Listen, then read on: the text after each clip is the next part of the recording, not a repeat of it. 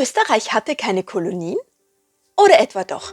Denn tatsächlich stand das Habsburgerreich mehrmals kurz davor, ein eigenes Kolonialimperium aufzubauen und scheiterte jedes Mal, schlussendlich dann doch. Wenn wir an Kolonialismus denken, fallen uns gleich das britische Empire oder Frankreich ein. Mächte, die sowohl in Afrika als auch in Asien und Amerika ihren Einfluss geltend machten, Gebiete eroberten und ihre Macht erweiterten. Doch was ist mit Österreich? Die Habsburger besaßen im klassischen Sinne kein großes zusammenhängendes Kolonialreich. Dennoch gab es über Jahrhunderte hinweg verschiedene koloniale Besitztümer und Ambitionen, über die wir in diesem Video sprechen werden. Viel Spaß beim Ansehen!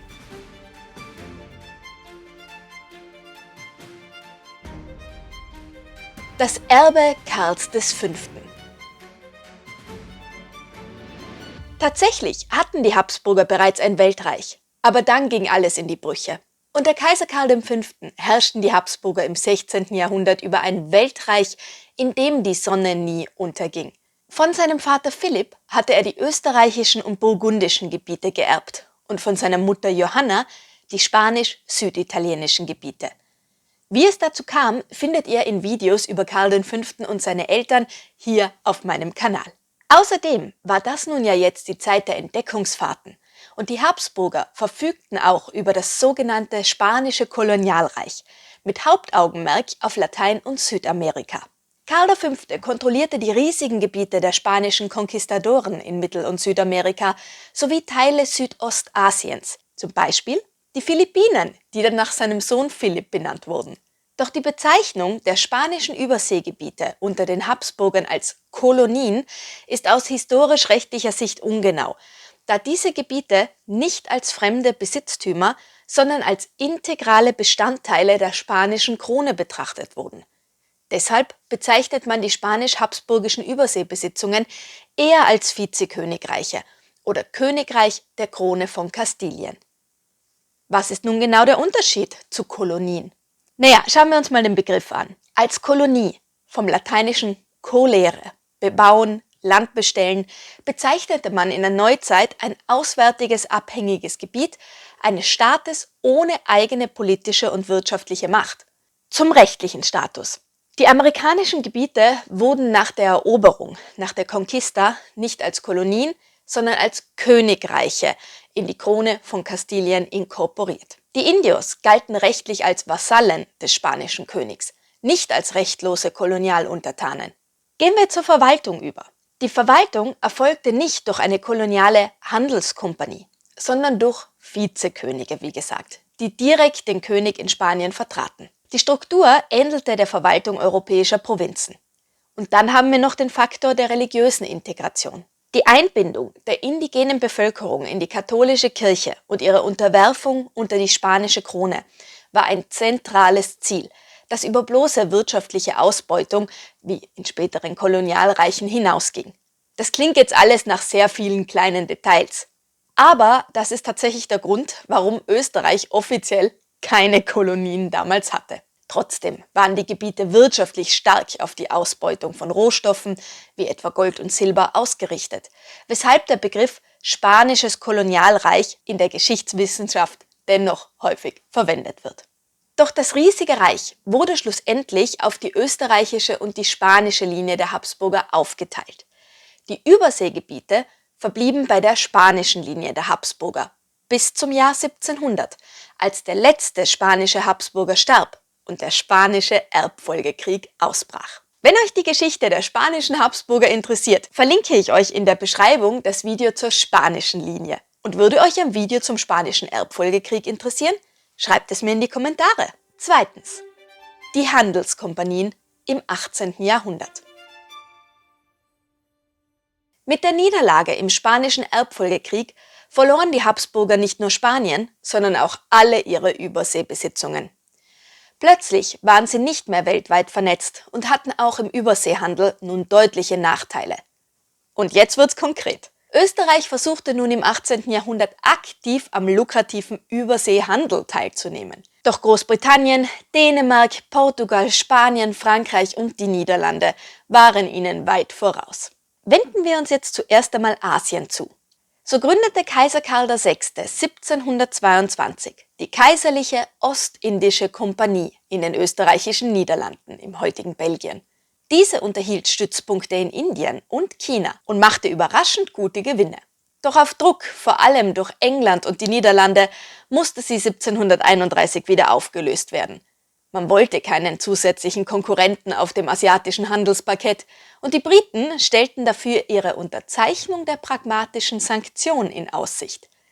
Dieses Gesetz ermöglichte es unter anderem Karls Tochter Maria Theresia, die Regierung später in Österreich zu übernehmen. Zum Thema Maria Theresia habe ich natürlich auch ein Video auf meinem Kanal. Sie folgte ihm dann nicht nur auf dem österreichischen Thron, sondern ebenso in den Kolonialbestrebungen.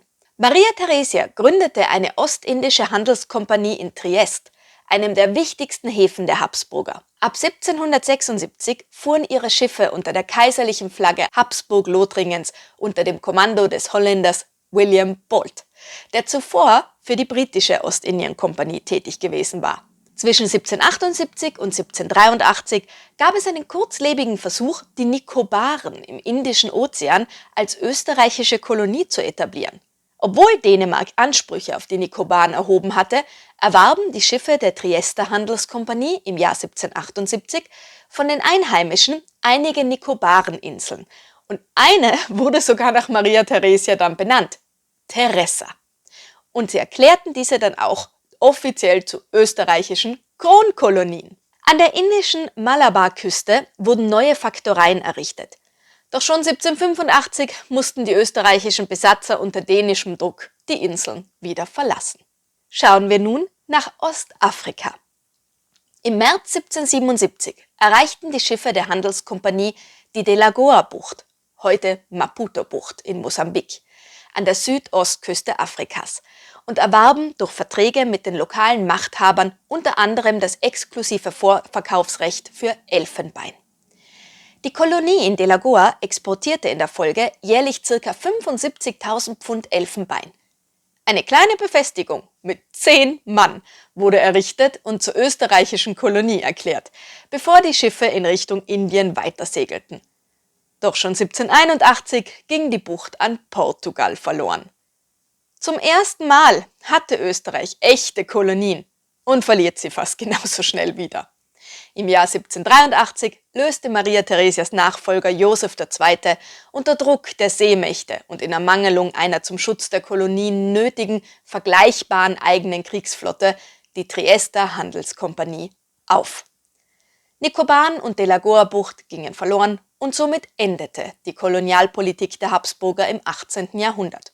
Doch sie flammte später noch einmal auf. Drittens. Erwerbungen und Ansprüche des 19. und 20. Jahrhunderts. Im 19. Jahrhundert unternahm die österreichische Marine erneut einige Entdeckungsfahrten, die auch der Sondierung kolonialer Expansionsmöglichkeiten dienten.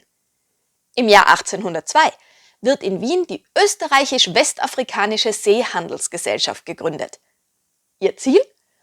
Handel und Einfluss in Westafrika. Der damalige Kaiser Franz II. Gibt der Gesellschaft ein exklusives Handelsprivileg für ganze 25 Jahre. Schon 1803 läuft ein Schiff aus dem Hafen von Triest aus. An Bord sind Händler, Forscher und die Hoffnung auf neue Stützpunkte, sogenannte Faktoreien. Und vielleicht sogar eine eigene Kolonie. Doch dann kommt alles anders. Als das Schiff zurückkehrt, ist Europa im Chaos versunken. Die Kriege gegen Napoleon machen jede weitere Expansion unmöglich. Ein weiterer kolonialer Traum gescheitert. Doch in der zweiten Hälfte des 19. Jahrhunderts folgt eines der größten Abenteuer der österreichischen Geschichte, die Novara-Expedition. 1857 sticht die Fregatte Novara von Triest aus in See, auf eine Weltumsegelung. Doch es gibt auch hier koloniale Pläne. Ein Ziel der Reise sind wiederum die Nikobaren. Österreich überlegt, die Inselgruppe als Kolonie zu übernehmen. 1858 erreicht die Novara die Inseln. Aber am Ende passiert nichts. Keine Besetzung, keine Flagge, die gehisst wird, keine Kolonien. Stattdessen kehrt das Schiff 1859 mit riesigen wissenschaftlichen Erkenntnissen zurück. Ein Triumph für die Forschung, aber nicht für koloniale Ambitionen. Doch man gibt nicht auf. Eine Expedition sollte noch einen Gebietsgewinn bringen, nämlich die Nordpolexpedition. 1872 startete Österreich-Ungarn in ein völlig anderes Abenteuer. Mit dem Schiff Admiral Tegetthoffs bricht eine Expedition Richtung Nordpol auf. Doch es gibt Schwierigkeiten. Das Schiff bleibt über ein Jahr im Packeis stecken. Doch schließlich erreichen einige Männer zu Fuß über das Eis eine unbekannte Inselgruppe. Sie nennen sie Franz Josef Land und hissen die österreichisch-ungarische Flagge. Doch nicht einmal diese Eisinseln bleiben Österreich lange erhalten. Man verzichtet später zugunsten Russlands auf den Anspruch. Soll ich ein Video zur Nordpolexpedition machen? Würde euch das interessieren? Lasst es mich bitte unten in den Kommentaren wissen. Und wenn ihr generell mehr über die Geschichte Österreichs wissen wollt, vergesst nicht, ein Abo dazulassen. Vielen Dank!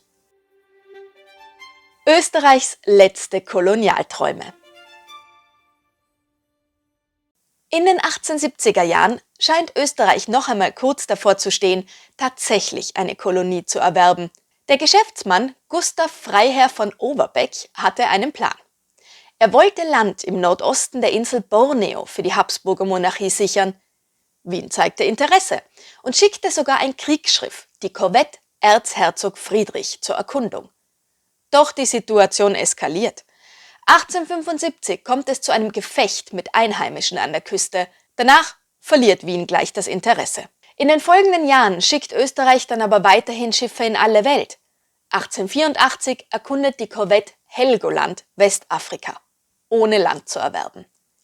Gleichzeitig reist die Aurora nach Südamerika, um neue Handelsbeziehungen aufzubauen. Auch Afrika bleibt im Fokus. Zwischen 1885 und 1887 leitet der Forscher Oskar Lenz eine Expedition durch den Kongo. Sie kartografiert große Teile des Flusses. Doch auch hier entstehen keine territorialen Ansprüche. Die vielleicht dramatischste Episode folgt im Pazifik. 1896 wird die Insel Guadalcanal erkundet, auf der Suche nach Rohstoffen wie zum Beispiel Nickel. Die Expedition endet jedoch in einer Katastrophe. Nach einem Gefecht mit Einheimischen im Inselinneren sterben mehrere Teilnehmer und auch der Expeditionsleiter.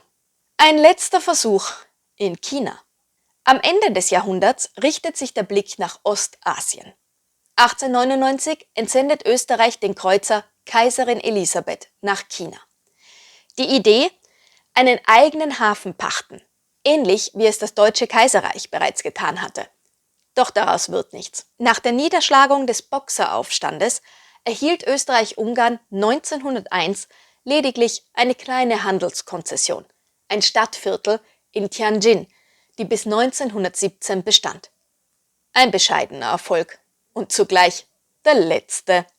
Denn schon 1917, mitten im Ersten Weltkrieg, verliert Österreich auch dieses Gebiet wieder. Apropos Erster Weltkrieg. Einen entscheidenden Gebietsanspruch füge ich hier nun als letzten Punkt der österreichischen Kolonialpolitik an. Bosnien und Herzegowina. Im Jahr 1878 besetzt Österreich-Ungarn das Gebiet. Offiziell mit Zustimmung des Berliner Kongresses. Formal bleibt es zwar noch unter der Oberhoheit des osmanischen Sultans, doch in der Praxis übernimmt Wien hier die Kontrolle. Und diese Kontrolle geht weit über eine normale Verwaltung hinaus. Bosnien und Herzegowina werden gezielt wirtschaftlich erschlossen, infrastrukturell ausgebaut und politisch gesteuert.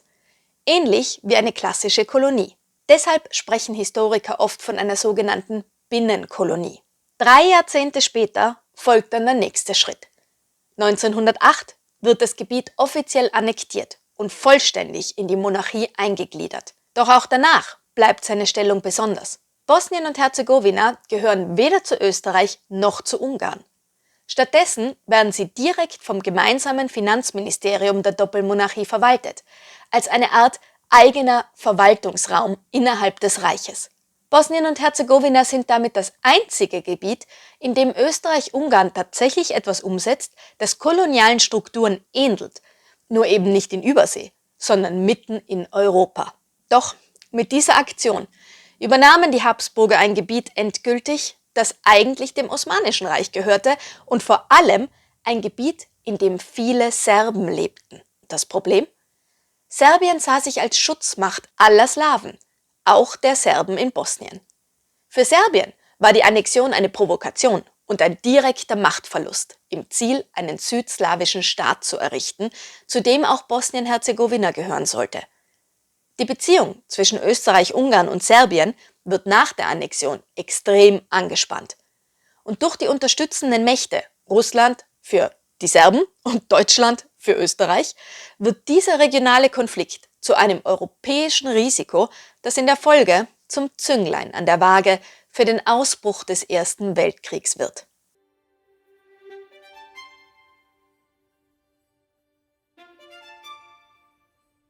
Welche Auswirkungen hatte die Kolonialzeit denn jetzt nun auf die Gegenwart?